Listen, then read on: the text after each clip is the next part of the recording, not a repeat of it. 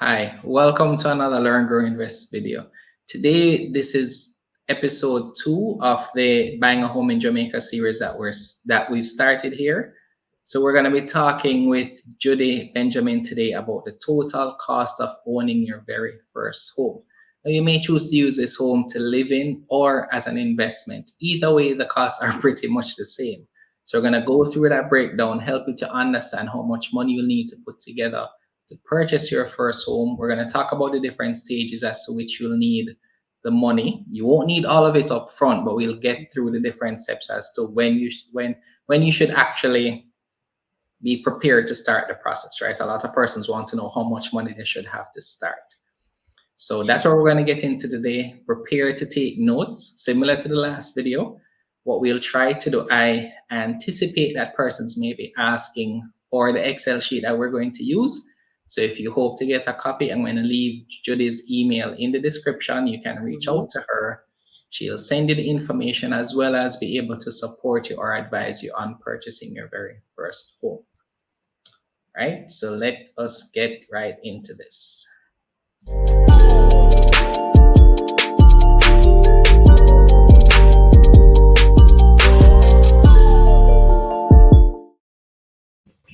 So we're a Bible-based investment community, and as such, we're going to open with a word of prayer. Lord, we thank you so much for this day. Lord, we pray that for everyone who will watch this video, you'll give them wisdom, insight, and understanding as to how to go about the process of owning their first home. Father, we pray a blessing on everyone who will watch this, and as they go through this journey, I pray that you will just be with them in Jesus' name. Amen. Amen. Judy, welcome back. Hello, Jermaine. Thank you for having me. Yes, Thank you. yes. So our last video was actually very well received. I've heard Yes. a few persons have left some, comments saying that they're thankful that we did that video. And I Yes. know that this one will be equally valuable. Mhm. So before we bring up the Excel sheet, Yes. let's kind of understand the process before we dig into the numbers. So last video we covered everything that you'll need to do to prepare to buy and what the process is for buying. Right. Talk to us about the cost now. What are some of the costs we should look to, and how much should we, like, how much money do I need to To start? have. Okay. Yeah. Well, most of us are going to be getting a mortgage. So from the pre-approval, which we spoke about last week, we'll have an idea of the amount of home we can buy, or amount of property, the value of the property that we can buy. So what we have to look at is the additional costs that exist that we're going to have to find in addition to the purchase price that we're going to buy the property. So that's what we're going to look at today. Okay. There are some costs that are, what we're going to look at is an estimate of what the costs are. So some attorney's fees may be different. You may have different mortgage companies having 0.5 or 0.2 difference in the fees. So what we're going to do today is give you a general idea of the costs that you're going to have to look at or to consider when you're buying your property. Okay. So I just saw in addition to the attorney, you mentioned there's also a valuation cost. There's a Yes. surveyor's cost. Yes. And afterwards, after we've gotten the mortgage, we're going to talk about some of the costs you'll have after you've already purchased, right? Correct. Right. And those are things we just want you to have in mind. Definitely, you're going to have the value on the surveyor. You're going to have some mortgage costs that the mortgage company may or may not attract, may not attract. The loan may not attract depending on the company. And then of course you have to have cost of maintaining the property so that you have your value is secure over time. Okay. So we're going to All right. jump So right let's jump into this Excel sheet that Judy has sent me. Okay. All right. So in our example, we're talking about a property whose cost is $15 million. Now we're going to show you further in the sheet, we have the cost for our property. That's 20 million and 30 million. But we're going to show you based on 15 first, and then we look at what the additional numbers will look like. Right. All right. Okay. All right, so go ahead. Yeah, man. So when you're going to purchase a home or a property, I should say, the property has a title that has to be transferred to you, which is a new owner. And that process of transferring the title is what we look at as they have a transfer tax, a stamp duty, and a registration. Now, the transfer tax is not on our sheet because it is the responsibility of the person who currently owns the property. They are transferring it to your name. So what we have to look at is our stamp duty and our registration as the two main taxes involved in purchasing a property. So Okay. the stamp duty is 1.5%, which you can see the calculation on the 15 million, and the registration is 0.25%, which you can also see. So those two costs are taxes. I mean, they're for the government. So let's just say that they're taxes, and they facilitate the transfer of that property to you. So that is Okay. what those two are. We All right. spoke about So pretty much what you're saying is those two are non-negotiable and you have to pay them every non-negotiable, non-negotiable at all. The truth is that sometimes you find that the stamp duty, if the stamp office assesses the property for more than 15 million, then your stamp duty will go up. The percentage is the same, but the dollar amount will change. Definitely. So the stamp duty is actually that assessment of the value of the property that the government says, yes, I agree that this property is valued 15 million, or no, I think it's valued 16, or no, I think it's valued 13. So that Okay. is the stamp duty that's the only way that it can change. No other way. It is a All right. fixed cost. Perfect. Yeah. So the next one we have here is attorney's fee. Now, I see 2% here. Yeah. Is this standard? Is it what's the range in which the person should expect here? Well, I think you can expect anywhere from 3% to 1.5%. Okay. The attorney's fee is really between you and your attorney.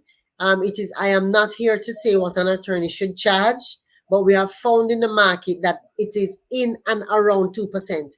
Now, the attorney will also, depending on the perceived difficulty or complications that may arise from the sale, the attorney may decide to do more or less. So I am not saying that that is what an attorney charges. I'm saying that it is an average figure that we're using for our calculation. This attorney is So then it important. may be best then to budget for 3% then. Well, we find most on average, well, we're seeing 2 in the market. So 3, if you want to put 3 as a So top if you wanted figure, like a worst case. I'd put a worst case with the 3. Okay. The worst case is 3. All right. So yeah, worst case would be 3. But the attorney, a lot of people don't think about the attorney's fee, but the attorney really, as we said last week, they really secure your interest in this process. It's a big process, and you need to have the legal representation as you do it. Yeah. We have GCT on all services. No, an attorney may decide to roll it in, or however that is, but standard is that there is we have GCT on all services. So attorneys. So what you're saying is the attorney may just send you a bill with a total, and it's his responsibility to ensure that the GCT is accounted for. Exactly. Because the government says where to charge those things, so that would be up to the attorney. But I'm just putting it there so they get a better understanding. If the attorney does everything as it should be, then that is what it should be. There's also a sale agreement, which is a document that has all the information, all the terms that you have agreed to for the transfer of this property from one person to the other. So it would have the price, the terms, how long you'll take to close, who is your mortgage company, and then it will give you a clause about, like, if you forfeit, what happens to the deposit. So there are different things in your sale agreement that it governs how the sale is handled. And that is one of the important reasons why you need an attorney in the process. So the sale agreement is usually about 120,000 is what I've been seeing. Depending on the sale, it can be more or it can be less. But that is what our average. Who is that money paid to? It is paid to the attorney. So the sale agreement is drafted by the vendor's attorney. So that is the person who is paid for the sale agreement. Okay. So we split the figure half and half. The person who is selling pays half, the vendor pays half, and the purchaser pays half. Okay. Okay. All right. So What's next? And then there's a GCT on that as well. there's a GCT on that as well. Okay. The letters of possession are going to be the letters that for your water commission, JPS, all of the agencies that are involved that have to know that you are now the owner of this property. Letters have to go from your attorney to these organizations so that they can now have your name registered as owner. So there are those letters, attract a cost, and any other letter that the attorney may have to draft on your behalf. So this is something that we never mentioned really in depth in the first one, right? So Right. when you're taking over a property, you're taking over the utilities of the previous owner, Yeah. which is why these letters of possession are More coming to play important. and are important. Yes. And if you're not really seeing the trend by now, everything that a lawyer has to do on your behalf has a cost. Yes. So And it's that's pretty important. much why it's broken out. Yeah. Yeah. Right. So And it's these now important. the amount that this will cost is really based on the different letters that may need to be done. And if it is Right. that they have additional work, it may incur an additional cost based Yes. on, I guess, the technical nature of what is needed, is what you're saying? Exactly. That's correct. So that is a figure that is used now. And then of course we have the GCT on that. Mm-hmm. So now I want us to talk a little bit about the surveyor's report and the valuation report. So the surveyor's report is the report. The surveyor is the person who's going to outline the boundaries of the property that you're purchasing. So the surveyor's report is very important for you to know what you're buying and for the mortgage company, so that the mortgage company also knows what it is that they're giving you money to purchase. So it defines what your ownership will be of. Now the And surveyor, this is a percentage as well. it is a percentage, but we have found a lot of surveyors will charge you a fee per million. So what I had recently is $3,000 per million. That is something that can change. It can change if they have travel involved, if they have to go to the country, if the place is remote. There are different things that are going to impact the surveyor's report. So if the Okay. surveyor goes and the place is not pegged and the boundaries are off, he may have to repeg it. So doing the surveyor's report may also involve repegging if the pegging has not been done or if the pegs can't be found. What So that exactly would, is pegging? Never heard okay, that term before. okay. When they have the maps and they outline what your property is, Yeah. usually let us say land. Land is the easiest one, or a house. The boundary of the land is usually pegged. Sometimes you're looking at land in the country, you may see a red peg or a stick or a piece of steel with a red paint on it or a red cloth. Yeah. Those are the pegs that the surveyor will use to outline your boundary of your Okay. property. So recently I had a house that had a wall, everything was beautiful. When we did this surveyor's report, we realized that the wall was out of position. So the surveyor did the report, which would have been this regular report for the mortgage company. But now, in order to get the house being consistent with what is on the diagrams for it, they had to repeg the house, which was an additional cost. Right? So the repegging would be an additional cost, but usually we don't have that problem. Usually the surveyor does the report, and his value, the cost will depend on how far he has to travel and on that sort of thing. Similarly, go ahead, Jeremy. No, man. So I was saying, I'm wondering if maybe we should have a range in mind for this as well. Or, I mean, these costs, you should know that you can ask and get an idea of the cost beforehand. Or what we're giving you here is, as Judy says, it's an estimate. All right. Right. All right. Continue. So, and this cost is these two costs, the surveyor's report cost and the valuation report, will change depending on what your property is and where it is. So the valuation report now is a thing that the mortgage company will use to determine how much money they will lend you. So you're pre-approved for X amount, but they must be able to have the value that they're going to lend you in that property that they're lending you to purchase. I said that a little roundabout. They need to ensure that the property that you're buying has the value before they lend you that amount of money. That you understand that, Jermaine? So pretty much what you're saying is that if the cost of ownership here we're dealing with is 15, the bank wants to ensure that the property is in fact valued 15 million. Exactly. Thank you. So what they do is that the value will go out, and he will do his job using different methods to come up with a value of the property.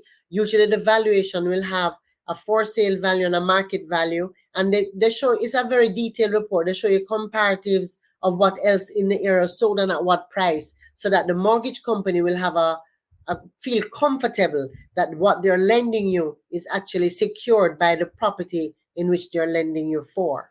So I mean, a very important piece that I've noticed here from the valuations that I've done before, there, if you're buying a 2-bedroom, it's gonna Yes. show you 2 bedrooms in this area would have sold for 13 million, 17 Yes. million, 20 million. Yes. And so like the average of maybe those three costs might be 17 or 16.5. And so they may say fair value for yours would be 16.5.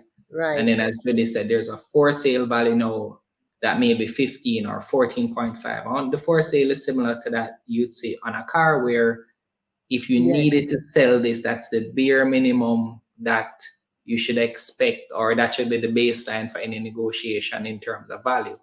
Correct. That's what the for sale should be treated as. Yes. So those are the obvious costs, the basic standard costs that are involved in home ownership. So if you're buying somewhere for 15 million, you have to look at about 950,000 in excess of what you have to purchase. And when I say what you have, I'm meaning your deposit plus what your mortgage company will give you. So okay, so let's show that here, right? So I've broken out the deposit amount, which would be 10%, 1.5 million on a $15 million property. So this is 10%. Now what this 10%. means is that if, for example, you're able to get 100% mortgage, you wouldn't need to pay this deposit. Right. If you're getting mortgage covering 18%, maybe it's not your first mortgage, and so whatever that amount is that you're required to pay as a deposit, you can use that. Again, it's a formula that you're going to get in the sheet that will be able to break out that deposit cost for you.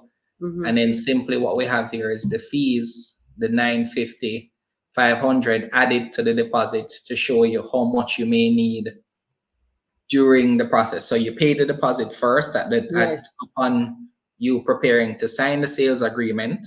Then throughout the different stages of the process, you're gonna have to pay for the valuation, and those are the two that come after you. Really? Sorry, those come after you pay deposit. Usually those are the next two that you have to pay: surveyor's report and the valuation report. And then now, when you're preparing to close out the transaction, the rest are a part of your closing costs. And that's why it will typically be called that. So you will have to cut one check. Sometimes your lawyer may give you the opportunity to pay all the other fees, then pay them, depending on the relationship you have with them. Yes. But you want to consider the rest of the costs as being your closing costs. So if remember, we would have said the transaction taking anywhere from 90 to 120 days. It means you have to think of yourself of having to find this amount within 4 months or 4 to 6 months, right? When you make your offer to purchase, you would have given an idea of how long you would close, and usually you would say, let's say 120 days. You for sure need to know where that 950 is going to come from when you make that offer, or have a good idea. So this is a good thing to be aware of, because I think a lot of persons think they may need the 2.4 million upfront, but that's not the case. No. If depending on your income, let's say that you have disposable income of 300,000 per month, you may be able to save that in the 3 months until you get to your closing costs. Or if you have investments that you're considering to pull from to pay for the closing costs, you may be able to wait 3 months into the future before you're having to pull from those investments, right? You know what I want to mention though. We mentioned some mortgage companies are now giving 100%.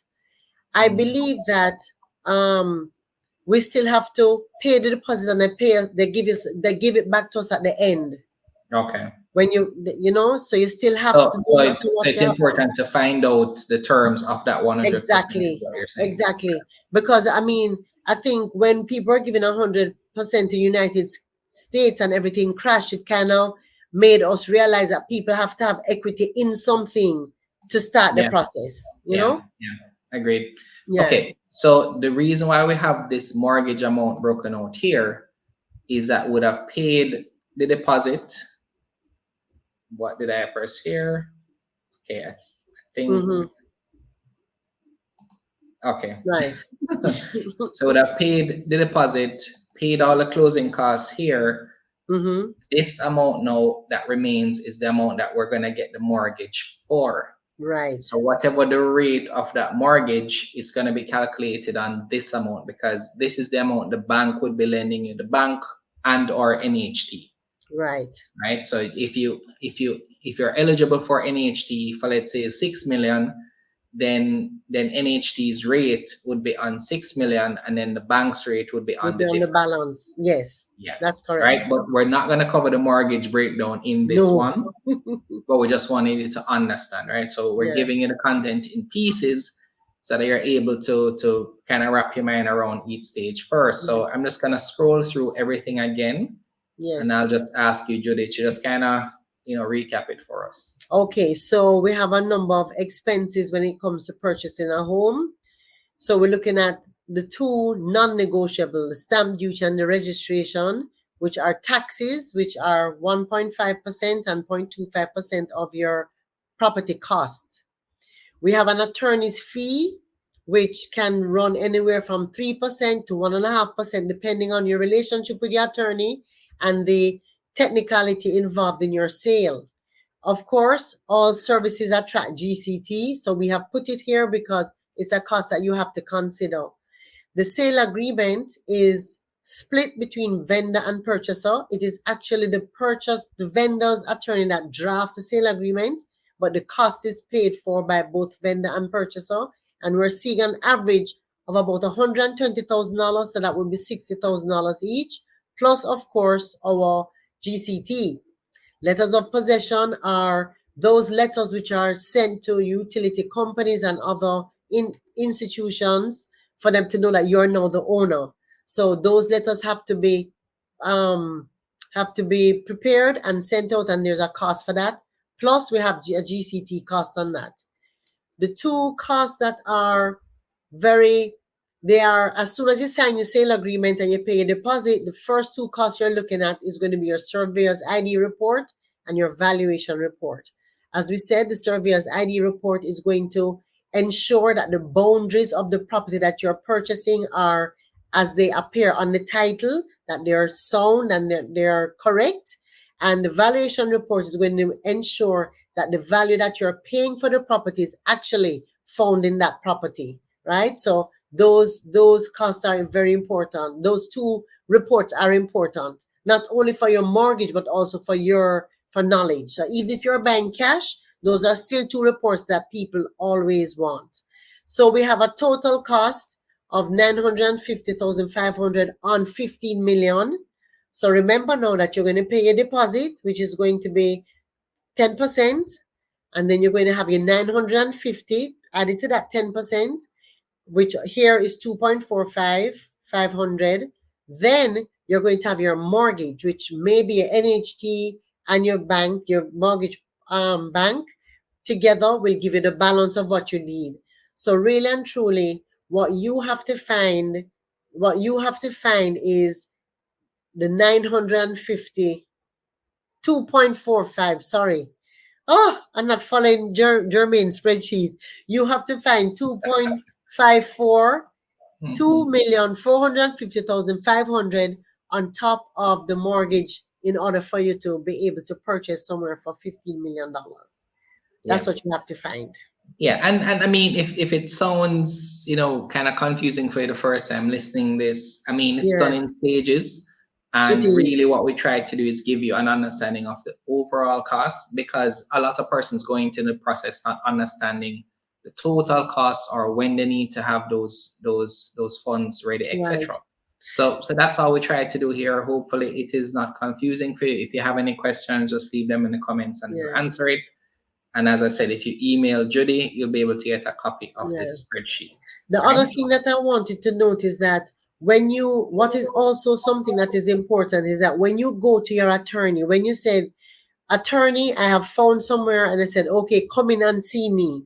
The attorney is going to go through some costs with you, very similar to this. And that will then also, um, that will give you a more definite figure of what all your costs will be. It won't be very different from this, but at least that is your attorney who's going to manage your business, and they will have some exact costs for you. So that is also something to look out for and to ask them for on your first visit to your attorney, Yeah, for them to yeah. give you what your fees So, are. so what we also said is that we'll zoom out and show you what the cost would be if it is that the property was more. So we have Yes, a breakdown here if it's 20 million, breakdown here if it's 30. This is definitely not the right figure. We need to, let me see what I did here. why? I just need to update that. Nama, we Oh, we had changed it. the Sorry. amount added, yeah, man. So we just shifted Yeah, it around a right, little bit. Um, so the difference, if the property is 20 million, that'd be 1.22, 500 if it's 30 million, etc. So as we've been saying, it's really a percentage of the cost of the property. right. And if you just plug in the values once you confirm them. So if you're watching this, 5 years from now, these percentages might change. Yes, Just enter the right one and it will update the rest of it. If you even want to customize a sheet after you get it, that's fine. But this just exactly. gives you an idea as to what your cost will be so that you go into the transaction in an informed way. Right. So I'm gonna stop sharing now. Judy, is there anything that you want to say to kind of wrap up this Yeah, video? yes, because when we speak about first thing that they should do is start to save. This gives you this gives you a good idea of what you need to be saving, what your saving goal is to be. So I'm very glad that we got a chance to share this. Do not be disheartened. Start. That's all I can say. Just start. Don't be disheartened. It can start. Everybody should be able to access real estate and have the benefits that real estate brings. So just start. That's Yeah, my and, and, final and, word. and an important thing to note as well, if the cost of the property is less, you'll pay less. So everything Yes, is really a percentage based on the cost of the exactly. property. So if Right. the property that you're looking for is 50 million, you can plan for more. If the property you're Exactly. looking at is 5 million, you can plan for less. That's So we right. just used 15 million because I believe maybe based on our audience, 15 million is right about the sweet spot that you might be looking for. Mm-hmm. So we try to just do an average. And if when you get the sheet, you want to calculate exactly the amount that's on your pre-approval, then you can do that as well. Exactly. So All that's right. it. So just in case, Judy, this is the first time somebody's watching a video from this series, how can persons get in touch with you? Okay, I can be found in the link below that Jermaine will be putting, but my email address is Judy at Benjamin's Realty Services. You can see our website, Benjamin's Realty Services JA, and we're also on Instagram. So any of those channels, you can just drop us a note and we'll get back to you. No problem at all. All right, perfect. Thank you, Judy. This All is a right, you're great video. I welcome. really hope this was helpful. And if it was in fact helpful, please remember to like the video, share this Yeah. video with a friend who's considering home ownership. And yeah, let's hear Get your thoughts in the started. comments Get below. started. Thank you Yes. so much. All right. Take care, Okay. everyone.